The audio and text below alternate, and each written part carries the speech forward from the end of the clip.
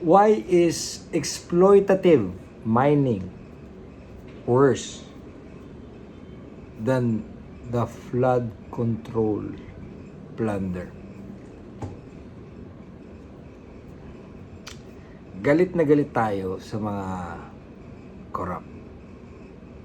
Bakit? Dahil nagnanakaw sila eh. Dahil illegal yung mga ginagawa nila.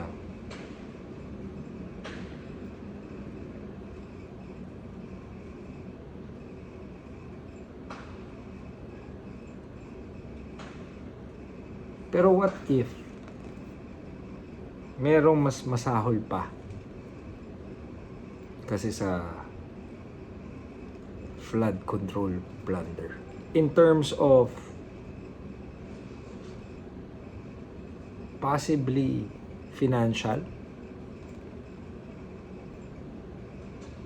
societal, and long-term impact?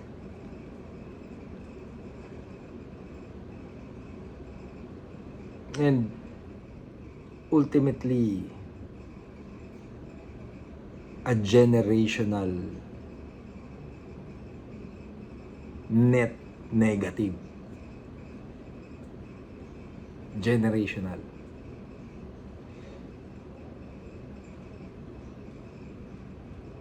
Exploitative mining. Just to be clear, I am not against mining. To be anti-mining is idiocy. Idiotic. Especially if you're watching this video right now, because you're probably watching it in a phone, smartphone, or a television, or a projector, di ba? Ako, ba trip mo, projector kayo na. Kilala ako, nag-projector eh. Actually, feeling ko mas gwapo ako kung naka-projector eh. Anyways. So it's not about it's not about stop mining. Stupid.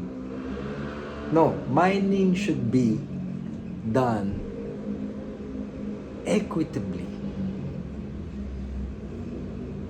Ano yung equitable? Hindi lang siya equal eh. It's richer than equal.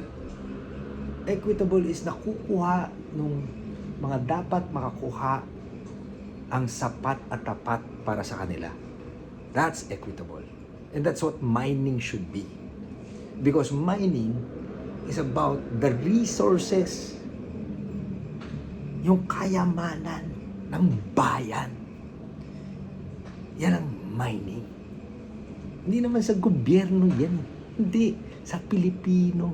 Yan. Ginagamit lang natin ang gobyerno para alagaan. Yan. Hindi para mapunta yan para payamanin ang iilan o ang mga tayuhan.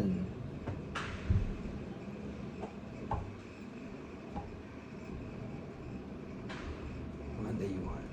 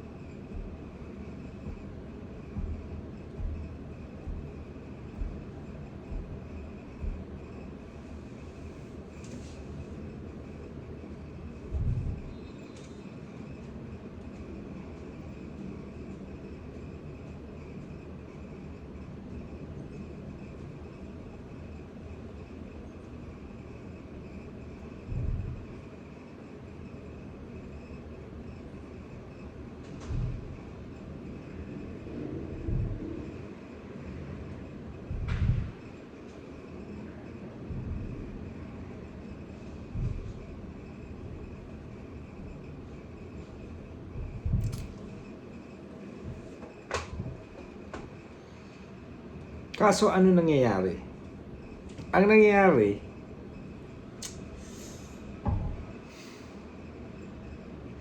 hindi napupunta ang kayamanang nadudulot ng mga yaman natin, bansa, bayan, sambayanan, bayan at sambayanan, hindi napupunta dun sa mga mamamayan nila ang kayamanan. Napupunta sa mga iilan at ang mga dayuhan. Okay? Magkano ba, ano ba yung pinag-uusapan? Okay? Billions. Na, in my opinion, all alleged, di umano. Hirap na, baka ma-cyber libel. Okay? Di umano, or according to logic, ganun na lang. Diba? Pwedeng may undervaluation.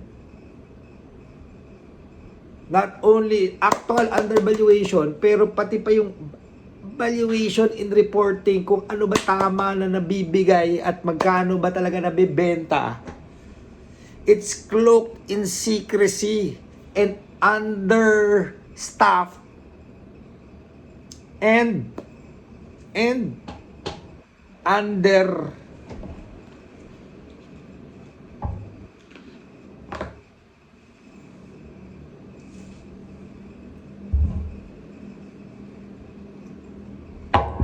supervised. Walang mechanisms to ensure that they are really being watched when there's already technology. Because every ounce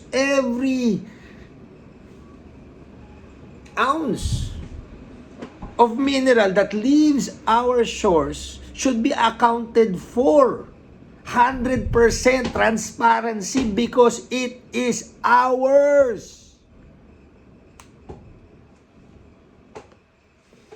Problema, ang nagbibigay ng valuation sino? Ang determination kung ano ba talaga nangyayari. Yung kumpanya, okay, fine. Ngayon, sino nagsisafeguard na tama yan? Yung dinideclare, yung Mining Bureau, MGB, Mining and Geosciences Bureau, okay, ng DNR. Okay, ngayon, nakapunta na ako ng opisina ng MGB sa isang mineral reserve eh.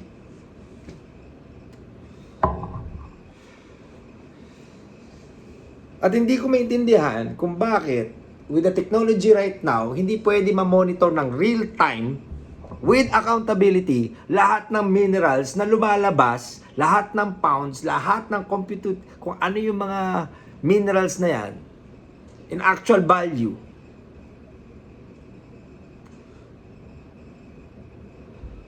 Right then and there, spot check. Bakit di kayang gawin? May budget para dyan eh. IEC ang tawag doon.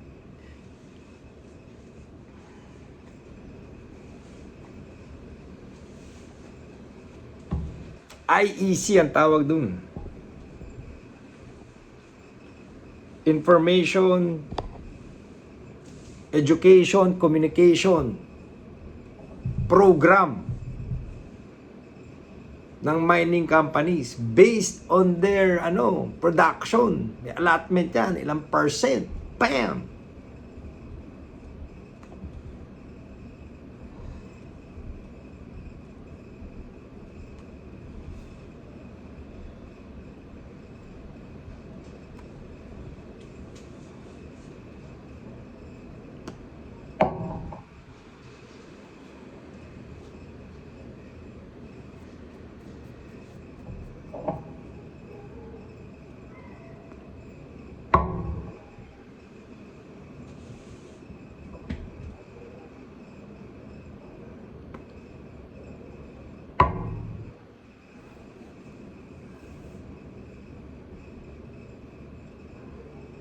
Number 2,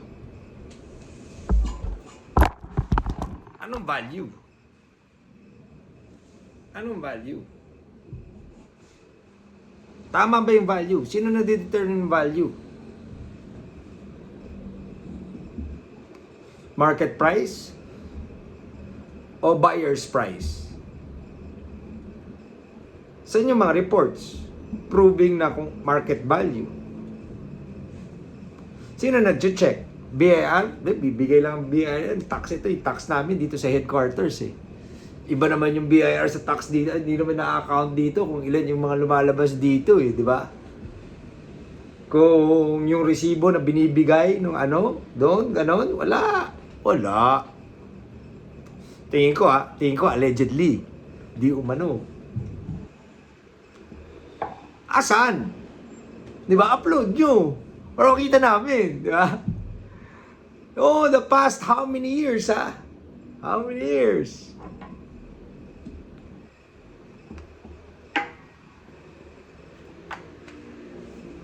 How many years? Nakita natin kung yung mamambay yung mga Pilipino, di ba? Oh, wala! Bakit? Bakit wala? Okay lang, wala? Okay lang, wala? Okay lang? Wala. Okay lang, wala. Ano pa? Saks dami ko alam eh.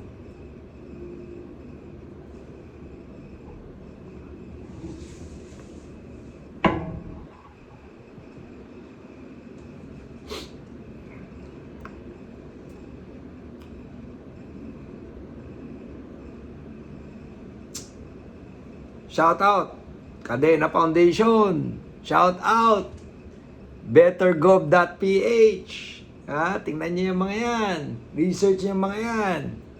Yan yung mga kausapin natin para magbigay ng mga services nila, di ba? Para sa gobyerno. Hoy! Transparency and accountability.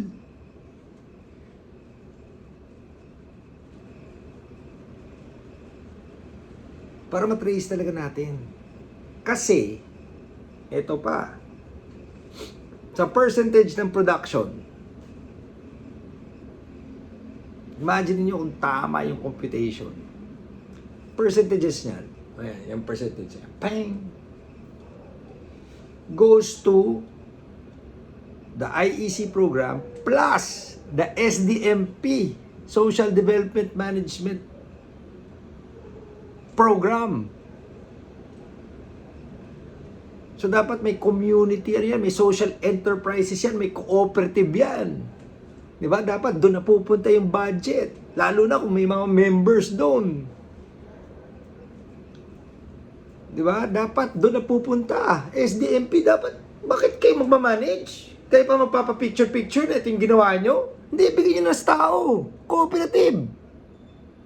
Na siya rin magbabantay kung tama yung accounting. Diba? Una na yun, yung dapat trabaho ng diba? Trabaho dapat lang yun. Kasi, yung programs, yung pera na yan, dapat for the development of the community. Kasi, kapag matapos ang mining, warak ang environment. For generations. Tapos kapag umalis na yung mining, tapos na, walang mga negosyo. So, wala na sila, wala na trabaho, wala na eh. Wala na expenditure, wala na natira. Walang negosyo eh. Walang sustainable programs eh. Lahat pa picture lang eh. Lahat pa magazine lang eh. Lahat pa video lang eh. Pero kapag wala na, asan mga communities na nag-thrive? Pagkatapos yung racket yung lupa para kunin yung mga gold and nickels and coppers and, natural, tawag doon, rare earth. Rare daw. No rare. Anyway.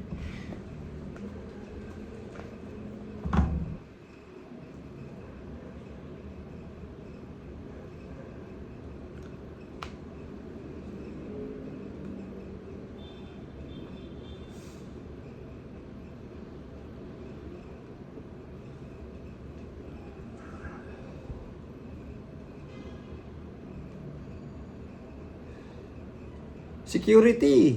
Di ba? Co-op. Bakit hindi? Sila dapat talaga taga-bantay. Mga taga doon, alam mo, dala ka ba ng iba? Babantayan nila yan. Kasi alam nila sa kanila yan eh. Kaya matatakot. Bibigay kayong trabaho. Di ba? No. Oh, yung pagkain, sa kayo bumibili, catering, ano, dapat co-op na yan, para lahat nakikinabang, co-op eh. Hindi isang pamilya lang yung kilala ng ganito, kilala ng nung manager, di ba? Hindi na gano'n, hindi gano'n, wag gano'n. Nepotism tawag doon. Ano kayo, nepo babies?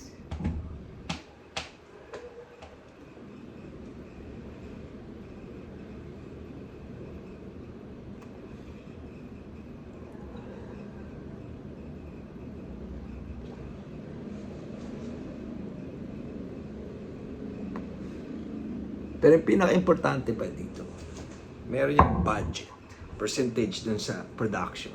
Production, hindi dapat lang sa production natin, extend dapat yan to the profits and revenues, di ba?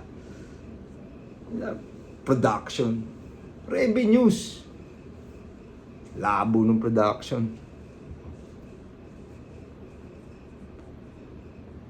Kung anong ginastos nyo para gawin yun, doon nakukuha ng budget, hindi pwede yun. Dapat yung magkano yung kinita, doon dapat kumukuha. Pwede doon rin, doon, tapos doon rin, di ba? Yung amin. Kung hindi ano yan, hindi ganun yun, hindi amin yan. May na-short change yung deal ng Pilipinas, dapat ma-review lahat yan. Di ba? Congressman, Senator, board members, Vice Gov. Di ba? Yan trabaho. Na dapat na-check kasi nasa batas rin yan, dapat naka-escrow yan, may pondo na yan. Dahil nga tanong ko bakit escrow, ang bangko nakikinam, dapat bangko ng cooperative. Na pwedeng lumago, pwedeng utangan ng mga taga doon, pwedeng mag-finance. Tapos sila rin ng bangko na doon sila di-deposit para sila rin yung yumayaman. Pwede yun eh. Anong gusto nyo? Mangmang. Mahirap. Pagkatapos nyo nakawak. Ay, legend. Pagkatapos nyo yurakin. Mga bundok nila, mga yurakin, yung mga dagat nila. Ilog nila, tubig nila. For generations to come. Na binabaha na rin sila. Na wala na silang capacity to enjoy their land and sea for generations. Na nakakompute niyan kung magkano dapat yan. Na dapat na sa bangko na kung i-checkin natin lahat, I'm sure may mahanap tayo na wala yan sa bangko. At saka bakit ang bangko? Na baka Chinese rin may-ari. Ay sorry, China rin may-ari. Patagal sa Chinese. Alam mo yung mga field chai. Yan. Okay tayo sa mga field chai. Si Rizal, field chai yun eh. Ano ba?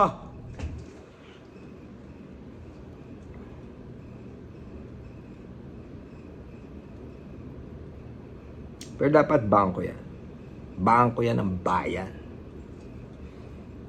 Community dapat nakikinabang. Diyan yung transactions, oh. Di ba instant yaman yung community, yung mga members. Ano pa?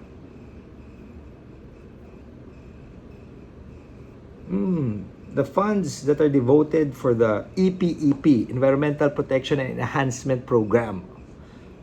Laking pondo niyan. Next episode, may gagawa. Baka si Orayo na kung magkano yung pondo ng kada lahat yan. Para malaman natin kung magkano ba yung kinikita, pinagkakakitaan ng iilan o ng dayuhan.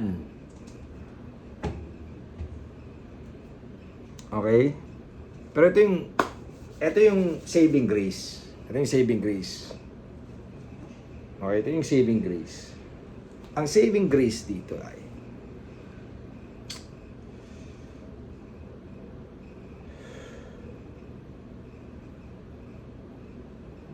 Orion will come up with the numbers for this. Sinalang si Orion. Nerd yun eh, nerd. Favorite nerd ko yun eh. Binibenta natin kasi na napakamura yung lupain natin as lupa. Na dapat pinoprocess siya, binibenta siya as processed minerals. Na all it takes is a processing plant to triple, quadruple, 10 times yung value, 100 times yung value na binibenta na natin ng parang lupa. Parang dirt cheap, literally. Okay?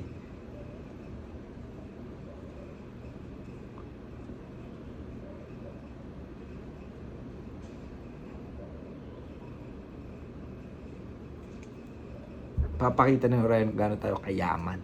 At dapat sobrang nauunlad yung mga communities natin sa mga mining companies na binabastos, binabalahura. Allegedly. Pero ito yung saving grace.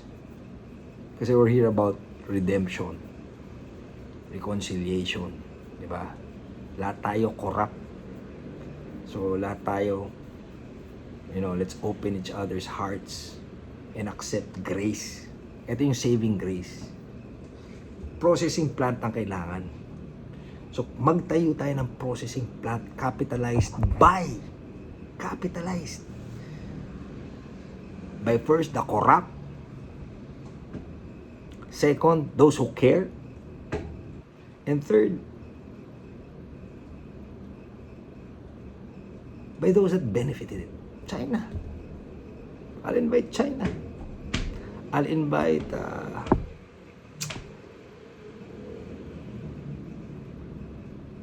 billionaires, wherever the money came. But it all empowers, equips, enriches the cooperatives, the locals, who will be the ones that will bear the loss immediately for generations. Let them be the resilient people that they are, that will turn, minerals that were taken out, turn it into food production. Organic. Reforestation. Agroforestry. Foraging. Diba? Ganun. With resorts.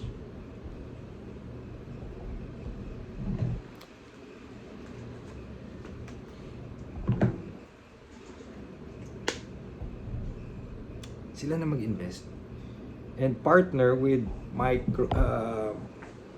modular reactors, nuclear reactors.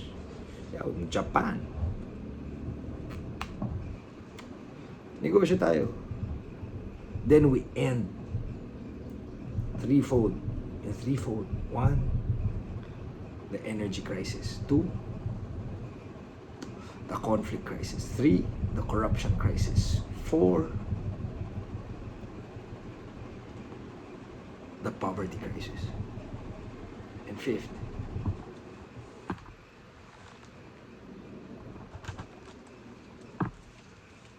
the disunity crisis. Salamat.